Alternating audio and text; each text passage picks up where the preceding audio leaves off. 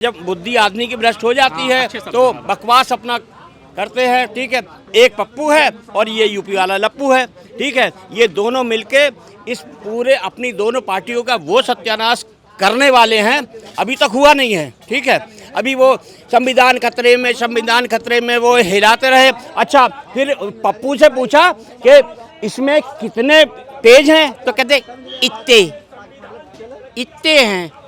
इनके दो नेता, एक दिल्ली में बैठे हैं राहुल गांधी, एक यूपी में बैठे हैं अखिलेश यादव। दोनों पप्पुओं ने मिलकर पूरे पार्टी को खत्म कर दिया है। देखिए, जिस भारतीय जनता पार्टी, जिस सिंधिया को हराने के लिए केपी यादव हराया था, यही जातवादी लोग हैं। और उसी माधवराव सिंधिया के लड़के को केंद्रीय मंत्री बनाया और केपी यादव को किनारे कर दिया। इस नाते वो पिछड़ा था, यादव था। अरे यादव, अब ये बताइए, इनसे बड़ा गुंडा कौन पैदा करता है? इन्होंने एक जिले में एक गुंडा पैदा किया।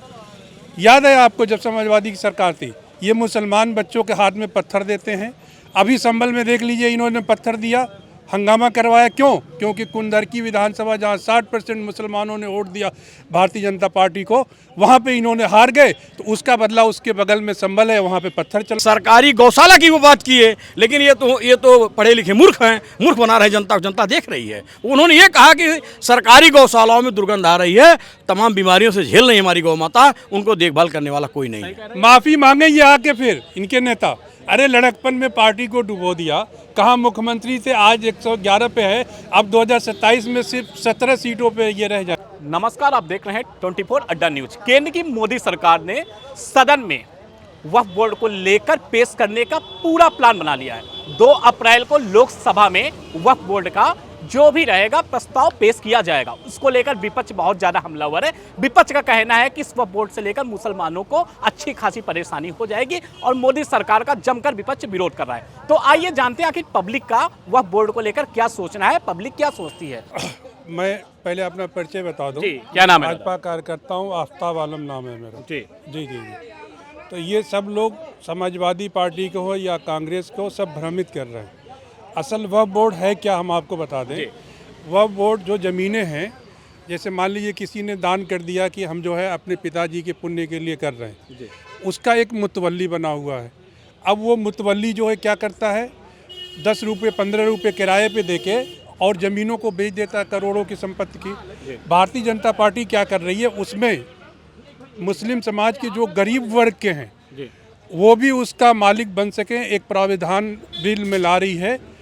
और उससे जो है ज़मीनें जो करोड़ों की औने पौने हज़ारों के दिखा के करोड़ों रुपए अवैध रूप से कमाते हैं मुतवल्ली, उसको रोकने के लिए बिल ला रही है भारतीय जनता पार्टी। और उसमें ये जो इनको तकलीफ़ ये है कि ये जो इनके कार्यकर्ता के रूप में काम किया है, समाजवादियों के रूप में जो वक्फ बोर्ड के मुतवल्ली हैं, उनकी दुकानें बंद हो जाएंगी। ये उनको अवैध रूप से पैसा कमा के चंदा देते थे। आज इसीलिए परेशान है ये लोग, बिल पास ना हो पाए, और बिल पास होगी। ये देखिए, कह रहा है बिल पास होगा। अरे सवाल ही नहीं पैदा होता। ये पुराने समाजवादी नेता हैं, नाराज हो गए हैं, टिकट नहीं मिला था, टिकट कट गया था। टिकट कट गया था क्या? हाँ। अब हर बत्तीये में ये जवाब मुद्दे पे देना, अभी तो इनको जवाब दिया था। ये यादव लोग कम सुनते हैं। कम सुनते हैं क्या? अब ये गलत कर रहे पुराने, ये हमारे साथी हैं, अब इनको हम बहुत सीरियस नहीं लेंगे। मुद्दे पे बोलेंगे, हर मुद्दे पे कह रहे हैं, बोलिए। मुद्दे पे क्या बोलेंगे? ये कह रहे हैं नहीं भाजपाई हैं, बता दें कि घोषणा पत्र क्या होता है। गीता और कुरान से ज़्यादा महत्वपूर्ण होता है। आप घोषणा पत्र जारी कर दो, उस पर जनता विश्वास करती है। आपने कहा 2 करोड़ नौकरी दिया आपने, कहाँ दिया, किस विभाग में दिया, बताइए। ये क्या करते हैं, इन्होंने क्या किया अपना बताएं। ये काला धन लाए, ये गुंडे बनाते हैं। ये समाजवादी की सरकार बनती है, गुंडे पैदा करते हैं। नहीं, इनके यहाँ गुंडे नहीं है। हर जिले में पूर्व सांसद एसपी से बैडमिंटन खेलता है 1 लाख का इनामी, लेकिन वो है छत्री है, बस इतना है, कोई बात नहीं। अरे यादव, अब ये बताइए, इनसे बड़ा गुंडा कौन पैदा करता है? इन्होंने एक जिले में एक गुंडा पैदा किया। याद है आपको, जब समाजवादी की सरकार थी, ये मुसलमान बच्चों के हाथ में पत्थर देते हैं। अभी संभल में देख लीजिए, इन्होंने पत्थर दिया, हंगामा करवाया। क्यों? क्योंकि कुंदरकी विधानसभा, जहां 60% मुसलमानों ने वोट दिया भारतीय जनता पार्टी को, वहां पे इन्होंने हार गए, तो उसका बदला उसके बगल में संभल है, वहां पे पत्थर चलवा दिया। देखिए ऐसा है, ये जो भाई साहब है, सुन लीजिए, अभी सरकार चाहे ले तो हम लोग हिल नहीं पाएंगे, हम लोग जेल चले जाएंगे। जब सरकारें नहीं चाहेगी, उपचुनाव से गवर्नमेंट का होता है, वोट नहीं डालने देंगे, वोट कटवा देंगे। नहीं डालने दें, बता रहा सरकार। अरे ये कह तो रहे हैं, ये सुनते कम है, बुद्धि कम है इनकी। वरना ये गाय पे बोल लेते अखिलेश यादव, ग्वाला परिवार के हैं, वो कह रहे हैं दुर्गंध आ रही है, तो ये सोच समझ होती नहीं है, बस बोले जाओ बोले जाओ बोले जाओ। तोड़ मरोड़ रहे हैं। सरकारी गौशाला की वो बात की है, लेकिन ये तो पढ़े लिखे मूर्ख हैं, मूर्ख बना रहे जनता को, जनता देख रही है। उन्होंने ये कहा कि सरकारी गौशालाओं में दुर्गंध आ रही है, तमाम बीमारियों से झेल रही हमारी गौ माता, उनको देखभाल करने वाला कोई नहीं है। माफी मांगे ये आके फिर इनके नेता, अरे लड़कपन में पार्टी को डुबो दिया, कहाँ मुख्यमंत्री थे, आज 111 पे है, अब 2027 में सिर्फ 17 सीटों पे ये रह जाएंगे। एक बात बताइए, अभी 2024 बहुत दिन नहीं बीता है, पन्ना पलट के देख लें, 43 लोकसभा सीट जीते हैं और भारतीय जनता पार्टी यही हार गई। योगी, मोदी, अमित शाह यही समाप्त हो गए। देखिए ये जो है हम जो है लोकतंत्र में जनता के फैसले का स्वागत करते हैं भारतीय जनता पार्टी वाले। हम कह रहे हैं इनकी 37 सीटें आई, 6 कांग्रेस की आई गठबंधन में। ये गठबंधन दिल्ली में क्यों नहीं चला? यही जो है कांग्रेस के खिलाफ जाके अखिलेश यादव जो है प्रचार कर रहे हैं आम आदमी पार्टी के साथ, कांग्रेस के खिलाफ हो गए। अच्छा, वो ये गठबंधन नहीं, ये ठगबंधन है। वक्फ बिल पे पास होगी, ये 38 दलों से गठबंधन करेंगे, इनका ठगबंधन नहीं है। ये आपस में ही दिखा रहे हैं ना कि हम यहाँ तुम्हारे साथ हैं, दिल्ली में तुम्हारे खिलाफ हैं। अभी देखिए, अभी महाराष्ट्र में एक आदमी समाप्त कर दिए, बिहार में है नीतीश काका, हम लोग पीएम बनाना चाहते थे, ये सीएम भी नहीं रहने देंगे। क्यों कह रहे हैं सीएम नहीं रहने देंगे? अरे ये बता तो रहे हैं, ये अब क्या कहें, अखिलेश यादव जहां हाथ डालेंगे, अगर सोना भी छू देंगे ना तो मिट्टी कर देंगे। सोना अखिलेश यादव बड़ी बनाई हुई बिल्डिंग, पूरे दुनिया में वैसी बिल्डिंग नहीं बनी है। डीजीपी मुख्यालय चले जाइए, अभी चले जाइए, अगर नैतिकता हो तो बताएं। कौन से मुख्यालय की बात कर रही है? मुख्यालय बताइए। आप डीजीपी मुख्यालय देखे हैं, पुलिस का सबसे बड़ा हेडक्वार्टर, चले जाइए, देख लीजिए, उसी बिल्डिंग बनाया किसी देश में किसी जगह। हमारी सरकार में कितने 7 एक्सप्रेसवे बने हैं, उन्होंने एक दिया था। हमारी सरकार में मेडिकल कॉलेज करीब हर जिले में करीब करीब बन गए हैं, 60 से ऊपर मेडिकल कॉलेज जिले में ही नहीं बना, संत कबीर नगर जिला है चल रहा मेरा है। जिला, अभी उद्घाटन ही नहीं हुआ, शिलान्यास तक नहीं हुआ। ये लोग जो हैं सिर्फ काम क्या है, ये लोग जो है बस गुंडई करवाओ, यही काम है इनका। हमारे यहाँ एयरपोर्ट देख लीजिए उठा के, मैं गलत नहीं कह रहा हूँ, अगर जो है अगर कहीं से ये लोग जो है ये लोग करते क्या हैं, एक ऐसा मुद्दा दे देंगे जिसपे जो है, जैसे मान लीजिए अभी औरंगजेब पे बोला था महाराष्ट्र का इनका नेता जो है अबू आसिम आजमी, भ्रमित किया लोगों को, डिवाइड एंड रूल। फिर आ जाइए अपने दलित नेता से बुलवा दिया, ठाकुर और दलित में लड़ाई लड़वा दी। फूट डालो और राज करो, इनकी पुरानी पॉलिसी है। ये गलत कह रहे हैं, 2 ठाकुर को हमने टिकट दिया, दोनों जीत के आए, 100% रिजल्ट आया हमारे यहाँ। ये मुंह पे कुछ और करेंगे, लेकिन अंदर से जो है ये पर्ची लिख के दिया था वहाँ सांसद को बोलने के लिए संसद भवन में, उस पे बोला है। ये सिर्फ डिवाइड एंड रूल की पॉलिसी अपनाते हैं समाजवादी पार्टी वाले। और रह गई बात सीट वाली, हम आपको बता रहे हैं 37 सीट। उसके बाद ये क्या हुए, हनीमून पैकेज पे चले गए। क्यों? ये गलत बोल रहे हैं, अब इनको क्या कहा जाए, अब इनको पता नहीं है। जितने हमारे यहाँ सांसद जीते हुए हैं जिन जिन वर्गों से, मुझे गर्व है, हमने बलिया जैसी सीट पर सनातन पांडे को जितवाया है। इनको क्या पता है, हमारे हर बिरादरी के लोग सांसद हैं, सबको समाजवादी पार्टी लेके चलती, सबको सम्मान करती है। भैया मेरे, ये अगर ऐसा होता तो ये 10 में से 8 सीटें भाजपा कैसे जीत जाती? उपचुनाव कौन जीतता है? सत्ता का चुनाव होता है, उपचुनाव। जनरल चुनाव जीत के दिखाइएगा तो बताएंगे। जीत के दिखाइए। ये हमेशा आरोप लगाते हैं, अभी आरोप बहुत कुछ पे लगाते हैं। जब चुनाव हारते हैं तो आरोप लगाएंगे, जीत जाएंगे कहेंगे हमारी 37 सीटें हैं, सीना फुलाने लगेंगे। ऐसा भी होता है? ऐसा आरोप नहीं, लगाते हैं। जब चुनाव जीतने के बाद उत्साहित कौन नहीं होता है? इनसे पूछिए, ये तो पैसा दे करके सरकारें गिरवा देते हैं। ऐसा उत्तर प्रदेश में कांग्रेस सरकार गिरवाए, बिहार में गिरवाए पैसा लेकर के, महाराष्ट्र में गिरवाए। ये लोग कितने बड़े खिलाड़ी हैं। कोई सबूत हो तो दिखाएं इनसे। अभी माधवराव सिंधिया, जो महारानी लक्ष्मीबाई कि जिसको सहयोग की जरूरत थी, अंग्रेजों के खिलाफ लड़ाई लड़ रही थी हमारी लक्ष्मी देवी जो है, उसके खिलाफ कौन लोग गए थे ये बता दें, जिसकी वजह से हमारा देश 90 साल गुलाम रहा है। ये कह तो रहे हैं, ये स्टडी के नहीं करेंगे, कुछ भी आए मुंह में बोल देंगे। हम ये कह रहे हैं माधवराव सिंधिया किस पार्टी के नेता थे, किस पार्टी के थे? वहाँ सम्मान नहीं मिलता है। इनके 2 नेता, एक दिल्ली में बैठे हैं राहुल गांधी, एक यूपी में बैठे हैं अखिलेश यादव।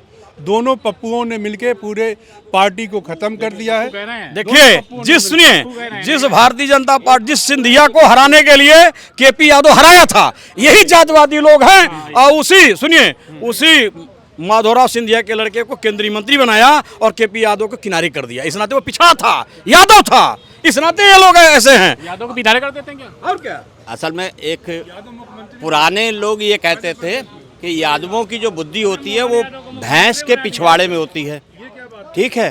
तो एक्चुअली में बुद्धि उसमें चली गई है पिछवाड़े में, तो बुद्धि खुल नहीं रही है, ठीक है।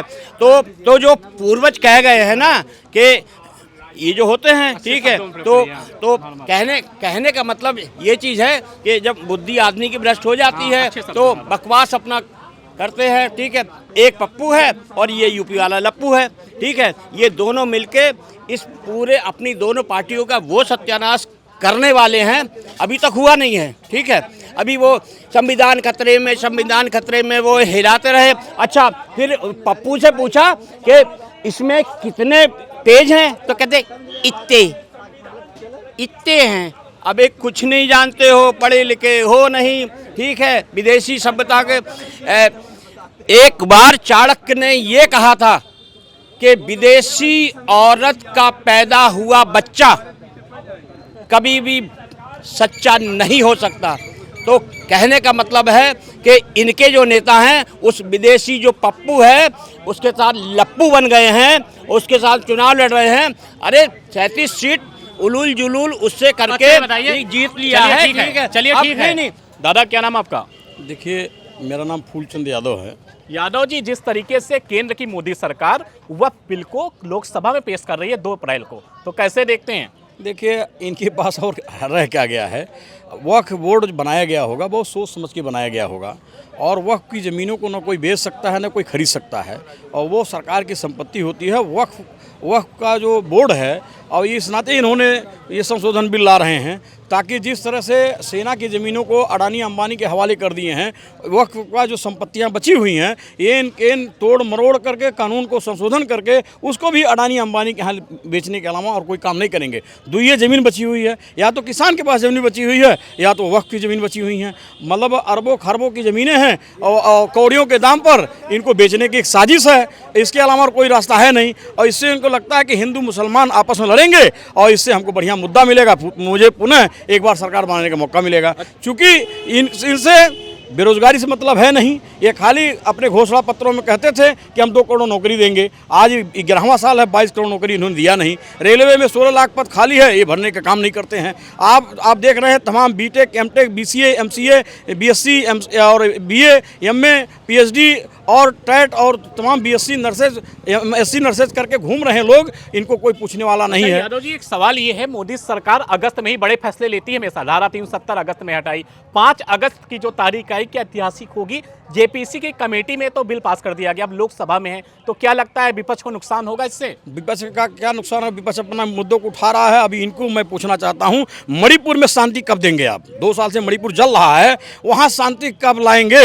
वहां तो मुसलमान या तो हिंदू लड़ नहीं रहा है, वहाँ ईसाई लड़ रहे हैं, वहाँ मैदान और पहाड़ की लड़ाई है, वहाँ जो आग लगी हुई है, वहाँ जो बेटियों के साथ दुर्दशा हो रही है, वहाँ के लोगों के साथ हो रही है, वहाँ शांति कब लाएंगे? आप चले जा रहे हैं, म्यांमार में जा रहे हैं, आप थाईलैंड चले जा रहे हैं, अमेरिका चले जा रहे हैं, लेकिन आप मणिपुर गए?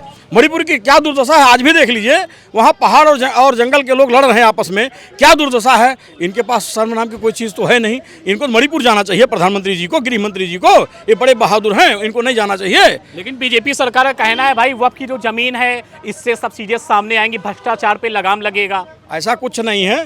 वक्फ की ज़मीनें सब अभी पड़ी हुई हैं गवर्नमेंट के पास, कोई उसे न बेच सकता है न कोई खरीद सकता है, वक्फ के पास रहेगी। अब उसको ये साजिश के तहत सोच रहे हैं कि संशोधन कर दें बिल, ताकि इसको अडानी अंबानी को सस्ते दाम पर हम उसको बेच सकें। कर लेंगे सर जी, कहाँ कर पाएंगे? 4 बीवियां हैं नरेंद्र मोदी की, चंद्रबाबू नायडू, नीतीश कुमार और जयंत चौधरी और चिराग पासवान, चारों ने कह दिया हम तलाक दे देंगे अगर मुसलमानों के वक्फ बिल पे अगर तुमने आवाज़ उठाई, मैं नहीं पीऊँगा, बिल पे आवाज़ उठाई। तो चारों बीवियों ने तो कसम खा ली है नरेंद्र मोदी। देखिए मिश्रा जी बड़ी बात बोल रहे हैं। क्या पाड़े जी कह रहे हैं 4 बीवियां हैं, देख रहे हैं आप? किसके पास? देखिए अरे वो 4 सहायक हैं, ये सहायक के रूप में ही तो मैंने कहा कि उनके कहने का मतलब ये है 4 सहायक हैं। चारों तलाक देंगी मोदी को, पक्की बात। अगर वक्फ बोर्ड के बारे में आपको स्पष्ट कर दें जो आपने कहा है सही कहा है। ये सरकार फुल फ्लेश की नहीं है केंद्र वाली, अब लंगड़ी सरकार है। ये कोई निर्णय नहीं ले सकते हैं, अगर लेंगे सरकार इनकी गिर जाएगी और सरकार गिरना तय है, और आज गिरे चाहे कल गिरे गिर जानी है ही ये है। कहना सरकार गिर जाएगी, क्या कहेंगे? बिल्कुल नहीं, सरकार गिरेगी, सरकार 5 साल चलेगी। और एक बात मैं आपको बता देना चाहता हूं कि किसी की हिम्मत नहीं है कि वो जो है सरकार से समर्थन वापस ले ले, क्योंकि वो अपनी सारे लोगों को अपनी औकात मालूम है कि वो कितना मतलब वापस ले करके कितने दिन का कदम आगे चलेंगे। हाँ बिल्कुल आएंगे। ठीक है। और रही बात वक्फ बोर्ड की, जो आपने अभी प्रश्न उठाया है, वक्फ, एक बात आप जान लो, इस देश में जो तमाम तरीके के बंटवारे किए गए हैं यही झगड़े के जड़ हैं। और इसी चीज़ को जो है, अगर ये वक्फ बोर्ड होना ही नहीं चाहिए। वक्फ बोर्ड की कौन सी ज़मीन होती है जी? या तो पब्लिक की ज़मीन हो, वो सारी ज़मीनों को सरकार के जिम्मे होनी चाहिए। ये वक्फ बोर्ड बिल्कुल ख़त्म होना चाहिए। देखिए मैंने होना चाहिए। मैंने क्या कहा, मैंने कहा ना कि इन चारों पार्टियों का जिनका जिक्र मैंने किया बीवी के रूप में मोदी की, वो चारों पार्टियां तो यही सोचेंगी ना कि इधर खुआ इधर खाई, हम तो मरेंगे दोनों तरफ, चाहे इधर गिरे चाहे उधर गिरे। तो ये जैसे श्रीमान जी कह रहे हैं कि उनकी दुखती रग मोदी के हाथ में है, तो मोदी की दुखती रग हमारे हाथ में है। मोदी रुकती रख। हम जब पहले समर्थन ही वापस ले लेंगे तो मोदी क्या औकात है उसकी, कुछ कर पाएगा? राष्ट्रपति तक उसके खिलाफ हो जाएगी। क्या? अरे भाई, मोदी जी 15 साल से, देखो मोदी जी जो है अजय हैं। एक बात आप नोट कर लो, मुख्यमंत्री थे गुजरात में, तब तक वो जीतते रहे। अब देश के प्रधानमंत्री हैं तो भी वो जीत रहे हैं।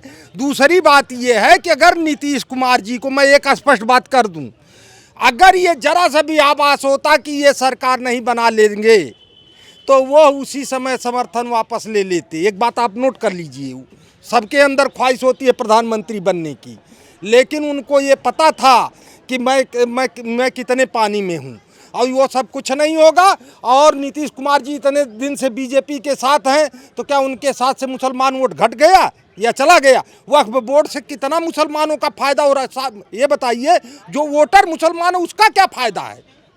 वोटर मुसलमान जो बल्क के रूप में मुस्लिम है, उसका वक्फ बोर्ड से क्या फायदा है जी?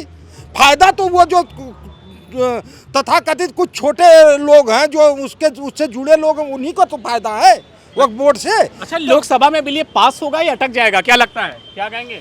बिल तो पास नहीं होगा। वक्फ बोर्ड की बात लोग करते हैं, वक्फ बोर्ड नहीं है, बल्कि वक्फ का मतलब होता है ट्रस्ट, और ये फैमिली ट्रस्ट होता है। जैसे रॉयल ऑफ फैमिली, जो हमारे नवाबों और ऐसे मुस्लिम शासक थे, जब वो यहाँ से जाने लगे या छोड़ने लगे तो उनके पास बहुत सारी रानियाँ महिलाएं हुआ करती थीं और उनसे बच्चे होते थे, तो उनके जीविकोपार्जन के लिए ट्रस्ट बनाया गया, वक्फ बनाया गया ऐसा। अब इसको सरकार ने, जब वो चले गए तो कौन इसको संभाले, तो सरकार ने स्वयं ही अपना एक बोर्ड बनाया कि इसकी देख रेख करेगा, लेकिन रॉयल फैमिली से ही कोई ना कोई उसका चेयरमैन होगा, उसे हमारी अध्यक्षता में करेगा। उसी प्रकार से हिंदुओं में भी हिंदू अविभाजित परिवार एक फैमिली ट्रस्ट है। जैसे हमारे ग्रैंडफादर के द्वारा कमाई गई संपत्ति या हमारे पिताजी के द्वारा कमाई गई संपत्ति पर केवल मेरा अपना अधिकार नहीं होगा, मेरे पोते का होगा, मेरे बेटे का होगा, मेरी पत्नी का होगा, लेकिन हमारी संपत्ति पर सबका अधिकार नहीं होगा। मेरी संपत्ति पर मेरे आने वाली पीढ़ी का होगा, तो वो फैमिली ट्रस्ट कहा जाता है, हिंदू अविभाजित परिवार।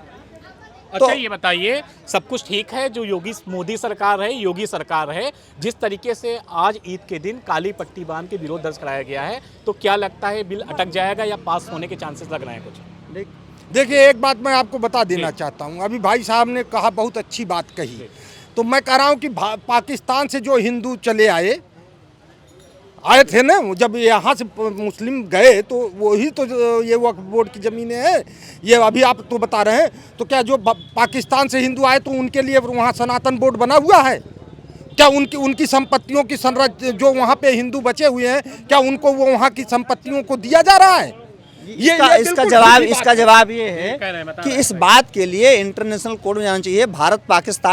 पाकिस्तान भारत में नहीं ना, भारत पाकिस्तान में है। कहाँ वो नवाब गए इसका कोई वो नहीं है, सुनिए मेरी बात को, पता नहीं है। उनकी पीढ़ी के लोग कहाँ हैं, किस रूप में है, लखनऊ में ही पता नहीं है, क्योंकि तमाम रखायलें हुआ करती थीं या जिनको मार दिया गया लड़ाई में, उनकी जो विधवाएं हुआ करती थी, उनके संरक्षण के लिए किया था, वो कहाँ कहाँ जाके बच गए, तो उनकी रक्षा के लिए करना कर्तव्य है, सरकार का भी कर्तव्य है। इसलिए भारत में समाज कल्याण विभाग बनाया गया है कि जिसका कोई भी सहयोग न करे समाज में, उसका सरकार करेगी। यहाँ के अंतिम संस्कार तक प्रधानमंत्री और राष्ट्रपति को करना होगा, ये प्रावधान है। तो इस चीज़ को आप कहाँ से ख़त्म कर सकते हो? दादा बताइए, सदन में पास हो पाएगा वक्फ बोर्ड वाला संशोधन बिल? देखिए, ये अमित शाह और नरेंद्र मोदी, उसके अलावा भाजपा ने जो कहा है, ठीक है, उन्होंने कहा 370 हटा के दिखाएंगे तो हटा के दिखाया, ठीक है। उन्होंने कहा राम मंदिर बना के दिखाएंगे तो बना के दिखाया। किसी की औकात नहीं थी उस पे आने की, ठीक है। तो 36 इंच का चीना रखते हैं, जो कहते हैं वो करते हैं। और ये वक्फ बिल क्या है, ठीक है, ये भी पास होगा, संसद में ही होगा। राज्यसभा में हमारा बहुमत है, ठीक है, लोकसभा में हमारा बहुमत है, ये सब पास होंगे। ये तो पहली चिंगारी है, ठीक है, अभी बहुत कुछ बाकी है। दादा क्या नाम आपका? विनोद राय हमको लोग कहते हैं साहब। विनोद जी, सदन में वक्फ बिल मोदी सरकार ले जा रही संशोधन के लिए, क्या लगता है पास हो पाएगा? सरकार का काम है, सरकार की पॉलिसी है। आज जब सरकार का मास्टर प्लान में जब ये पॉलिसी आई है तो हम समझते हैं कि सरकार को ये अधिकार है कि भारत की पार्लियामेंट में उस बिल को रखे और उस बिल का रख रखाव करे, बिल को पास कराने में हम भूमिका निभाए। ये सरकार का मामला है, इसमें हम कुछ नहीं, हमारा कोई ओपिनियन नहीं हो सकती। लेकिन एक बात मैं जरूर कहूंगा कि विधा से मत खेलिए, विधा को विधा रहने दीजिए। जिस विधा से आप खेल रहे हैं वो विधा भगत सिंह के लहू से लिखी गई है, वो विधा राम प्रसाद बिस्मिल के लहू से लिखी गई है, वो विधा पूरे हमारे भारत के लाखों शहीद शहादत देने वाले लोगों के लहू से लिखी गई है। उस विधा के साथ खिलवाड़ मत करिए, उसको अछूड़ रहने दीजिए।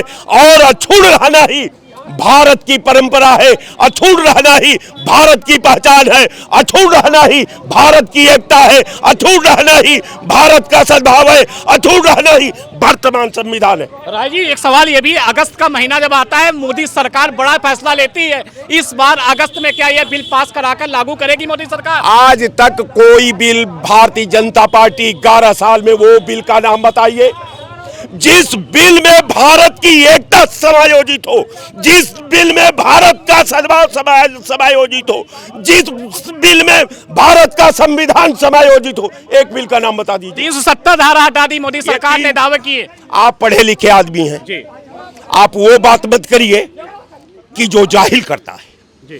370 किस आर्टिकल में हटाई गई है? उस आर्टिकल में कितने संशोधन हुए हैं?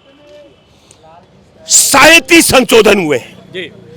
अब 370 नहीं, संविधान का और एक अनुच्छेद को कोई भी सरकार उसको छेड़ नहीं सकती, उसकी मियाद को, बुनियाद को हिला नहीं सकती, उसको टच नहीं कर सकती। आप चूतिया बना रहे हैं देश को, प्रधानमंत्री मन से बोल रहे हैं 370 खत्म कर दिया। उसमें लिखा है संविधान के पैरे में, प्रथम पैरे में, कि आप संविधान सभा के बहुमत से अनुच्छेद का खात्मा किया जा सकता है। तो संविधान सभा में तो कोई बचा ही नहीं, तो कैसे आप खत्म कर देंगे? आप कहते रहिए, आप 37 बार 370 में संशोधन हुए हैं, 37 बार उस पैरे को पलटा गया है, लेकिन कोई भी जो संविधान का विद है उसे बता दीजिए कि एक अगर उसके विशेषज्ञ अगर ये कह दे कि ये सरकार ने 370 का खात्मा कर दिया है, तो जो आप कहिएगा वो मैं मानने के लिए तैयार हो जाऊंगा। अच्छा राय जी, एक सबसे बड़ा सवाल ये है, मोदी सरकार जो केंद्र में है लेकिन पूरे बहुमत के साथ नहीं है, तो क्या लगता है नीतीश और चंद्रबाबू नायडू की वजह से सरकार पर थोड़ा दबाव रहेगा इस बार? सबसे बड़ी बात है कि मैं किसी को बात नहीं कहता, उनका पार्टी का अंदरूनी मामला है, सरकार का अंदरूनी मामला है, व्यवस्था का अंदरूनी मामला है। नीतीश उनके साथ है कि नहीं है ये मैं नहीं जानता, और कोई है कि नहीं है नहीं मैं जानता, लेकिन सरकार का ये धर्म है कि अपने मास्टर प्लान में जो बिल बनाई है उसको पास कराना चाहिए। केंद्र की मोदी सरकार वक्फ संशोधन बिल को लेकर लोकसभा में 2 अप्रैल को पेश कर सकती है। हमने वक्फ संशोधन बिल को लेकर जनता से बातचीत की, जनता ने भिन्न भिन्न जवाब दिए।